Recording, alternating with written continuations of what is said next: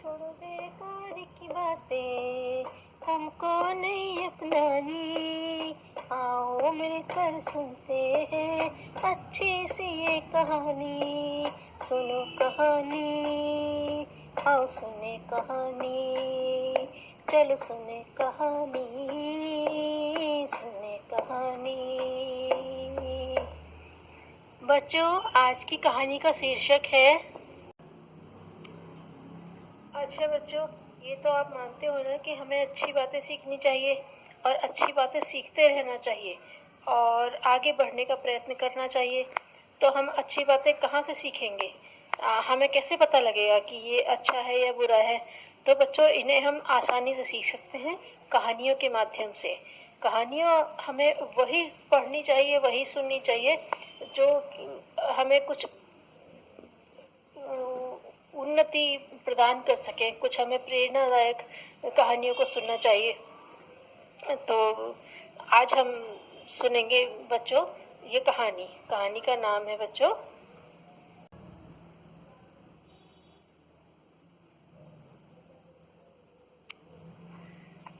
बच्चों आज की कहानी का नाम है भेड़िया और बकरी। एक बार की बात है, कालू भेड़िया अपने घर जा रहा था। वह शेर से लड़कर आ रहा था, इसलिए गुस्से में भरा हुआ था। चलते चलते अंधेरा भी हो गया। रास्ते में एक जगह कुआं पड़ता था, पर गुस्से में होने के कारण भेड़िए को ध्यान ही नहीं रहा। गुस्से में बहुत से गलत काम हो जाते हैं और उससे हमें बहुत सी हानि उठानी पड़ जाती है। ऐसे ही कालू को भी कुएं का ध्यान नहीं रहा।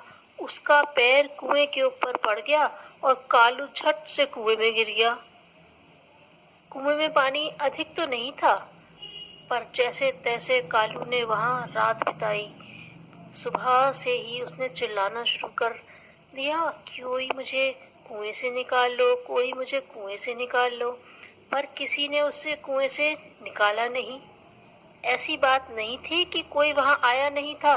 शेर, गीदड़, लोमड़ी, हाथी, ऊंट सभी उस जगह से गए थे। सभी ने कालू भेड़िए की आवाज भी सुनी थी, पर सभी यह कहते हुए चले गए थे कि तुम तो सभी से लड़ते झगड़ते रहते हो, तुम कभी किसी की सहायता भी नहीं करते, फिर हम ही क्यों तुम्हें निकालें? उन्हें डर भी था, यदि वे भेड़िए को निकालेंगे तो वह उन्हें काट भी सकता है। कालू बड़ी देर तक कुएं में पड़ा पड़ा रोता चिल्लाता रहा, बचाओ बचाओ, मुझे कोई बचाओ। तभी वहां ना रंजू बकरी उस रास्ते से जा रही थी। उसने भी भेड़िए की आवाज सुनी।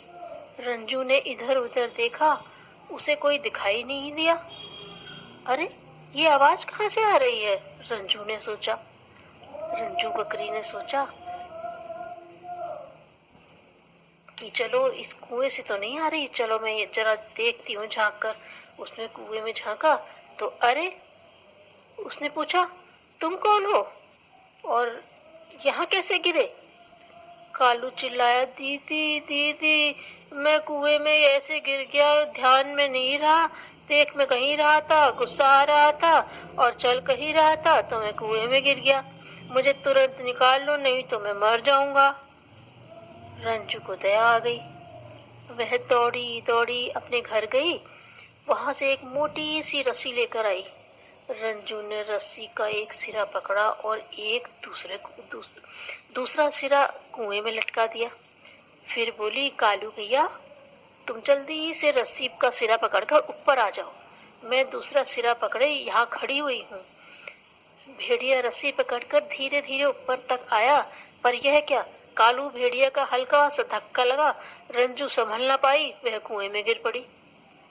वह कुएं के अंदर से चिल्लाई, कालू भैया जल्दी निकालो नहीं तो मैं डूब जाऊंगी। पर कालू बड़ा स्वार्थी था। उसने जान बचाने वाली बकरी की भी परवाह नहीं की। उसने बहाना बनाया कि रात भर मैं कुएं में रहने के कारण मेरे हाथ जो है बिल्कुल जकड़ गए हैं, मैं तुम्हें निकाल नहीं सकता बहन। कालू सोच रहा था कि बकरी मरे तो मर जाए, अब मुझे क्या पड़ी, मैं तो बच ही गया ना। बकरी कालू की चालाकी समझ गई। वह बोली, दुष्ट कालू, सब ठीक ही कहते हैं कि तू बड़ा स्वार्थी है। तुझे बचाने के कारण ही मैं कुएं में गिरी, पर तुझे मेरी जरा भी परवाह नहीं। तू ना बचाए तो ना सही, मुझे बचाने वाले और बहुत आ जाएंगे। मैं तो दूध देती हूँ, सभी को दूध पिलाती हूँ, सभी का उपकार करती हूँ, और तू किसी के काम नहीं आता, सबको हानि भी पहुंचाता है, इसलिए किसी ने भी तेरी सहायता नहीं की। कालू तो चला गया, सोचा ये तो बड़बड़ाती रहती है, बड़बड़ाने दो इसको, ऐसी मुझे क्या। थोड़ी देर बाद एक आदमी उधर से निकला।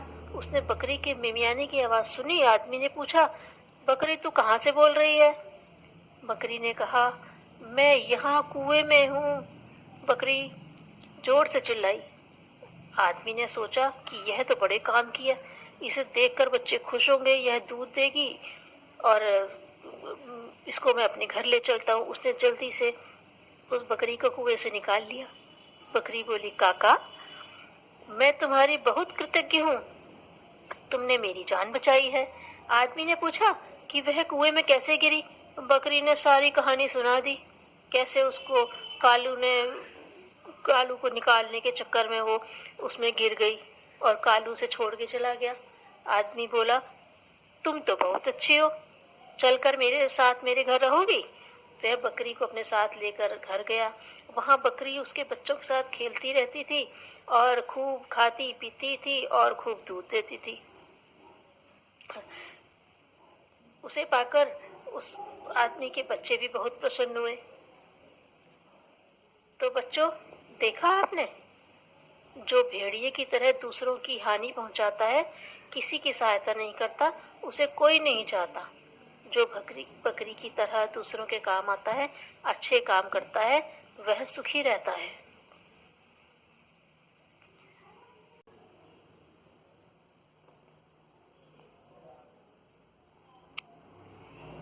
तो बच्चों, तुमने इस कहानी से क्या शिक्षा प्राप्त की?